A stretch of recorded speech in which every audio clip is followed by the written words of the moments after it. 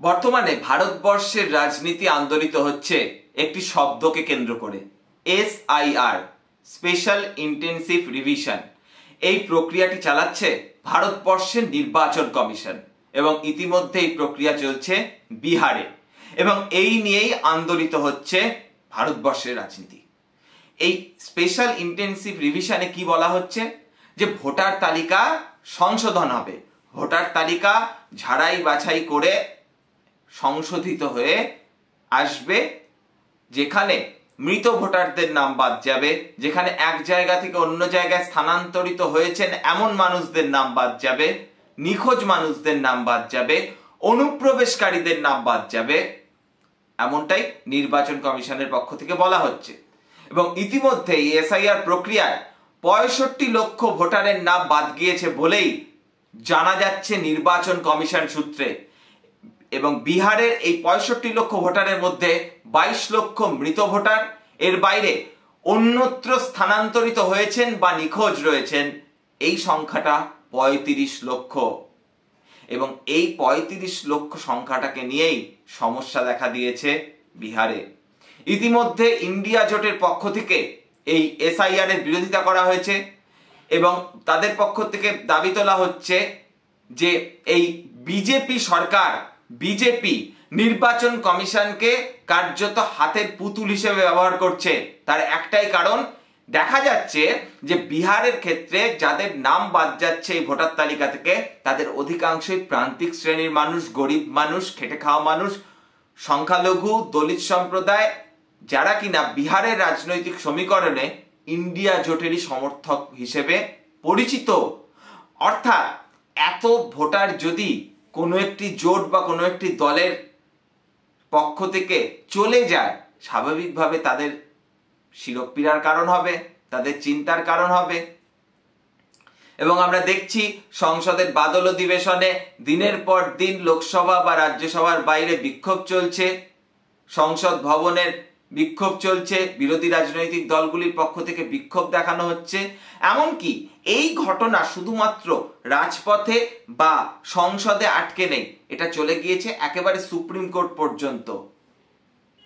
Association for Democratic reforms তাদের পক্ষ থেকে সুপ্রিম কোর্টে মামলা করা হয়েছে।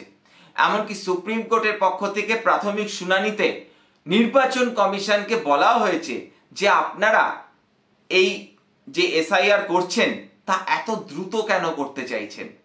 যেখানে সেন্সাস চলে কয়েক বছর ধরে, সেখানে এই পুরো প্রক্রিয়াটা এত কোটি ভোটারের মধ্যে এত দ্রুত করলে সেটা কি নির্ভুল হওয়া সম্ভব? এবং আসল যে জায়গাটায় সমস্যা হয়েছে সেটা হলো নির্বাচন কমিশনের পক্ষ থেকে 11টি তথ্যের কথা বলা হয়েছে, 11টি ডকুমেন্টের কথা বলা হয়েছে।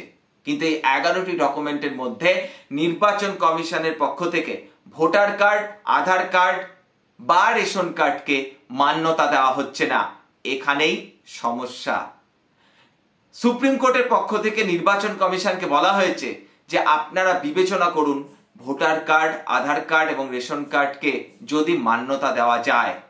যদি আপনারা মান্যতা দিতে না পারেন তাহলে কেন পারছেন না তার কারণ জানিয়ে, তার যুক্তি জানিয়ে হলফনামা আকারে সুপ্রিম কোর্টের কাছে জমা দিতে হবে। এবং এর শুনানি রয়েছে 28শে জুলাই। এমনকি বিচারপতিরা পর্যবেক্ষণে এও বলেছেন যে আমাদেরকে বললেও তো আমরা এই তথ্যগুলো অনেকেই হাজির করতে পারবো না।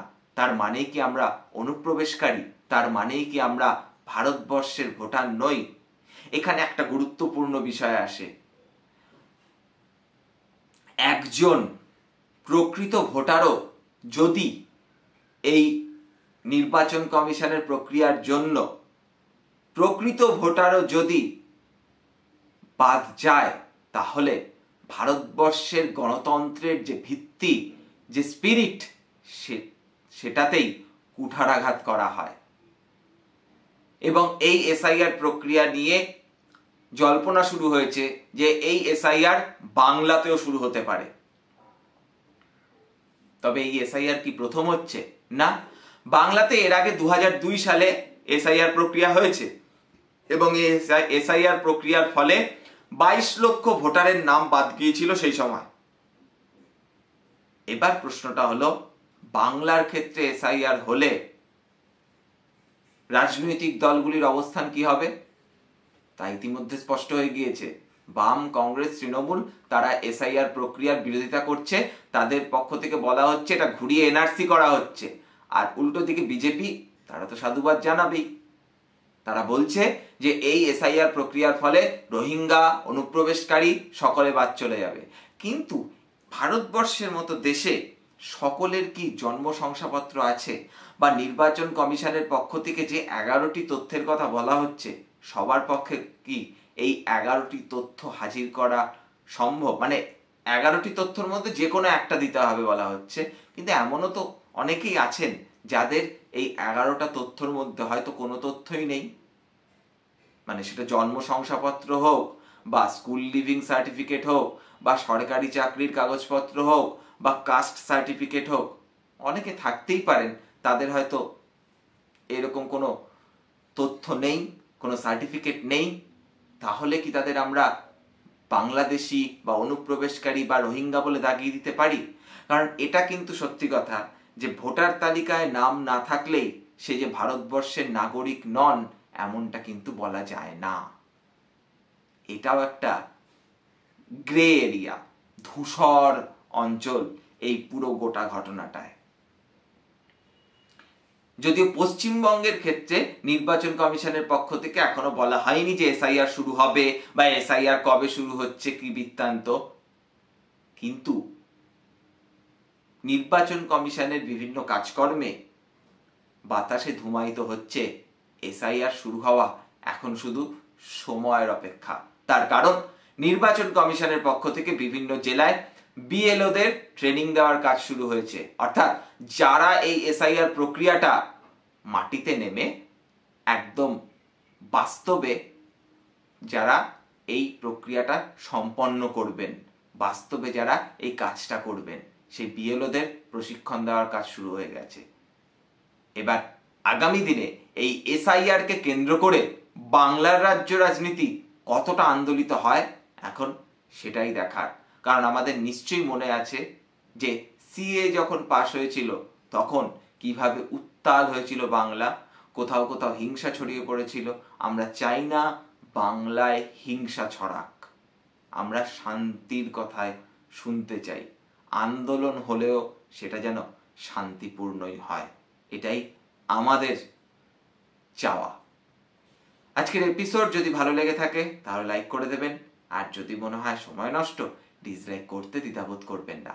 চ্যানেলটা যদি সাবস্ক্রাইব না করে থাকেন সাবস্ক্রাইব করে দেবেন, পাশের বেল আইকনটা প্রেস করতে ভুলবেন না। দেখতে থাকুন রূপক অর্থে। দেখা হচ্ছে পরবর্তী কোনো এক এপিসোডে।